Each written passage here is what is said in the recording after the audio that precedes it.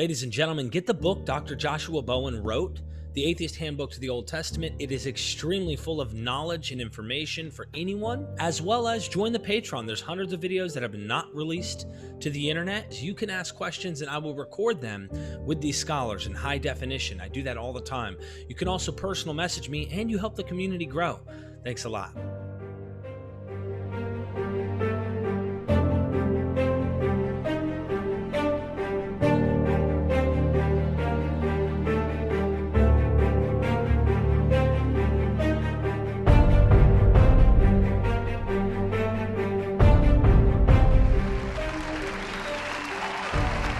Dr. Joshua Bowen, Daniel is the truth, and you need to believe it was written in the 6th century BCE. Hallelujah.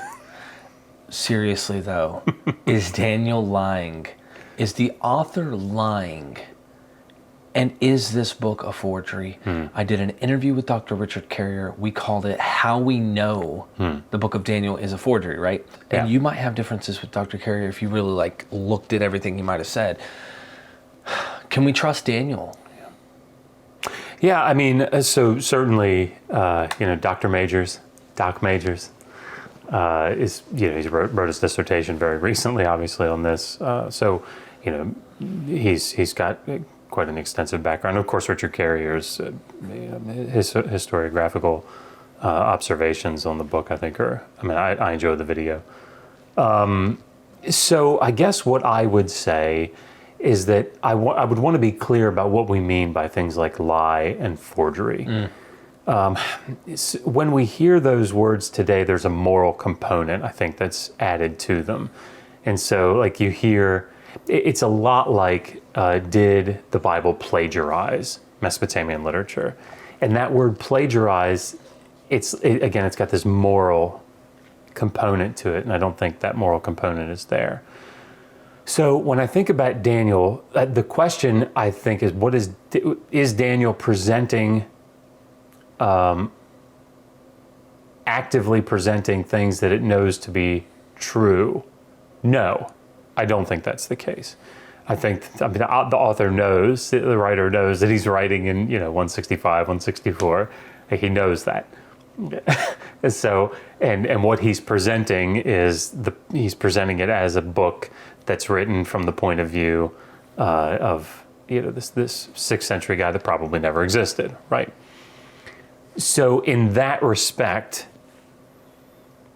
I'm fine calling it a lie as long as we understand that the connotations, we might not necessarily tie these moral connotations to it. So there is certainly people like John Collins, far more, he spent half his life writing on the book of Daniel, far more qualified to talk to this, to speak to this. But the book of Daniel is doing something, and that's the key. It's apocalyptic literature. It's early apocalyptic literature. And it still doesn't have, the full, like the book of Revelation or something, development of the apocalyptic genre. But it's definitely apocalyptic, and it's doing something. And that thing that it's doing is trying to bolster the confidence of its audience. And so I think about something like, when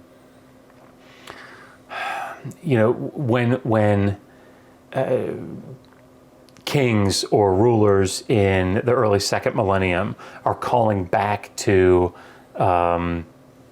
kings in the 3rd millennium, sometimes legendary kings in the 3rd millennium, to try to add this feeling or this appearance of antiquity to what they're saying or the authority that they have.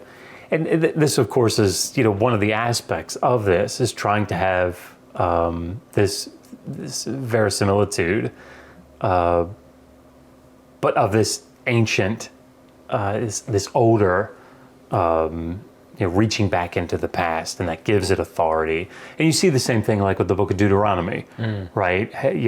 Josiah's, the priest supposed to come out with, oh my gosh, we found the scroll, it's amazing. And of course, I think as Joel Baden talked to you about this, did he find a scroll? No, it's probably produced then, right? So, but the way that it's the way that it's set up, the way that it's put forward gives it this antiquity, gives it this authority. So then with the book of Daniel, sure, the book of Daniel, the writer or the compilers, whatever, they know that they're writing later. They're talking about events that they know are historic. They're in history rather than in prophecy. But the reason that they're doing it, the rationale behind it, is to tell the second century audience, to give them this encouragement. Yes, hold on just a little bit longer, because the reign of God is coming very quickly, and if we can just endure just a little bit longer through these incredibly difficult times and what's getting ready to come around the corner, then we'll it's like telling your kid, just a little bit longer, and we're gonna hang tough in the car a little bit longer, and we're gonna be at the theme park. Everything's gonna be really, really great, but just hang on another 10 minutes. So again, I don't know that I would assign. I think it is a forgery in the sense, and I think it's a lie in the sense that the writer knows that he's trying to depict this text as written by somebody that he knows it's not written by. Could I maybe define it like this, and tell me if you like this title better? It's a noble lie. And I don't think, we talk about lies. Christians love to say, you're not supposed to lie at all. But a white lie are good lies. And I think this sometimes they're required or necessary to tell your loved one, don't worry, they're going to be okay, even if it's not good, or whatever. You're doing it to comfort them. You're psychologically giving them what they need. Can I give you one quick analogy of something interesting? My friend's a mentalist, right? Mark Chichera. He's you know what a mentalist is, I'm sure. It's a TV show. No, it's people who can do magic, but they also know how, like, a magician, but they know how to do it with the mind. They know how to kind of manipulate people's minds to know predictively, like, what you're thinking, right? So they know how to get into your head a little. He bumps into this nurse at a hospital. And I use this analogy to kind of point out also why, like, people believe in things even if they're not true. But it's really interesting how easily people believe. And he bumps into this nurse. Somehow he gets to talking about what her name is. And he said 4 days ago or 3 days ago, I was in my room praying. And God, like, told me that you're going to be bumping into this person. And you need to give her this message. But I need to know that this is you. So I need you to pick a card out of 52. I need you to tell me your favorite color. I need you to tell me what your favorite food is. Something simple like these things. He said, oh my God, it's you. And he pulls up his phone, opens his phone, and there's a picture of him holding a written thing with a timestamp of when her name is on it, the favorite food, the card, the food, the color, all of that's on this card. And he's like, it's you. She just starts to cry. Literally, just bawls. Immediately starts to tear up and cry. And I said, dude, that's crazy. Like, she's like, I've been waiting for a sign from God. I've been going through so much in my life, and you brought that sign to me. Now, mind you, my friend's an atheist. Okay? But I said, dude, did you tell her? He said, no. Why would I ever want to tell her and take away the thing that I just gave her? She walked away and it literally changed her life. And I was like, It made me think, Dr. Josh. And I just say that to say, like, I'm not saying this is in that same exact category, but, like, I think the author's intentions aren't bad. Right. You see what I mean? So when we say lie, you think bad. No, I don't. I tell white lies to my children sometimes to make them feel good about something, to tell them something right. So could we put that in that kind of category? Yeah, I mean, I think that the author thinks he's doing the right thing, right? I don't think and again, you're getting back to things like intent is very difficult, but given the context and given what they're trying to do, I suspect that, what is it that you always hear? There's a vicious circularity in logic, and then there's what's the one that I can't remember, but it's like the righteous circularity, but that's not what it is. But so I think that it is the same thing as circular reasoning, but one is vicious and one is not. One is like good. Exactly. And so I think for something like the Book of Daniel, I think the writer is going to these great lengths to try to say, to try to present this to his audience in such a way that it brings about an ultimate good for them, right? They hold fast to their faith in God and endure, these afflictions. That's his purpose. That's his goal. And so, in that sense, yes, I think there's no question about it. He's writing after these events. This isn't a prophecy. I mean, there is a prophecy, obviously, in the book that is wrong in chapter 11. But the way that he's setting this out, or they're setting this out, I think they know they're presenting a lie. They're not presenting truthful information. Do you? And this gets into intent a little, but maybe it's a guess. I know when we've studied, for example, Joseph Smith. Joseph Smith seemed to believe his own stuff. Cult leaders tend to believe in their own BS. Literally. I mean, this is a fact. Like you would be like, but they made this stuff up. But they're so confident in who they are that they've created that they begin to believe they have powers or they have these capabilities and stuff. So I just say that to say, do you think that the author really thinks and believes in his prophetic skills by saying that this is what's going to come? So someone might go, well, he's sophisticated. He's writing, the resurrection's coming soon. Don't worry. This is all going to happen, blah, blah, blah, whatever that means in Daniel. It probably doesn't mean what it means in the New Testament. Either way, and I love to study that stuff. But the point is, do you think this guy actually believes in his own predictions that he's writing? You see what I mean? Yeah, maybe. I do think that, again, given the apocalyptic genre, you can't say to your kids, I want you to, be patient because we're there.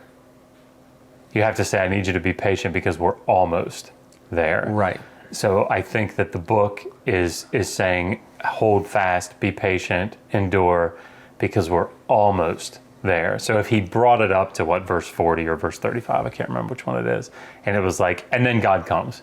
Well, they'd be like, oh, well that event is this one, it just happened. God's coming, where is he? Right? There are a couple more things that have to happen, just real little things, but just hold on, because there's not much. Right, so the Gospels do the same thing. I think. Yeah, I agree. Some people think they completely were fulfilled, and it's like, I think the intention is it's right there. Yes. You know, Mark's writing, who knows, 70, 80. Anyway, we're getting off Daniel, but I think that same thing is a good tool to use. You're right. Yeah. So I guess I love that. I mean, I love learning about this and seeing the failure, but also valuing the content. Yeah.